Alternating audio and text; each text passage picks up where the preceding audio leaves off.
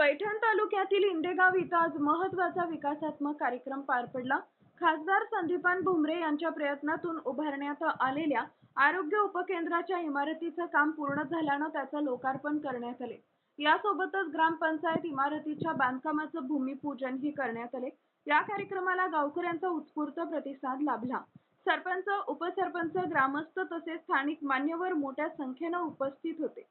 यामध्ये नंदूकाका पठाडे, रघुनाथ ठोंबरे, नितीन तांबे, प्रदीप नरके, अतुल पन्हाळकर, अफसर शेख, मुकेश काला, आबा गिरगे, मनोज गायके, अमोल नरके, भारत लांडगे, बाप्पासाहेब एले, राजू मापारी, तुकाराम काकडे, सुनील डुकरे, पांडुरंग पवार, संपत गांधळे, शरद नरके, लालू वीर, गणेश लोहकरे, अनिल हजारे यांच्यासह सर्व शिवसेना पदाधिकारी उपस्थित होते. गावाच्या आरोग्य सुविधा आणि प्रशासनिक कामकाज अधिक सक्षम होण्यासाठी या दोन्ही प्रकल्पांचा मोठा फायदा होणार असल्याची भावना यावेळी व्यक्त करण्यात आली.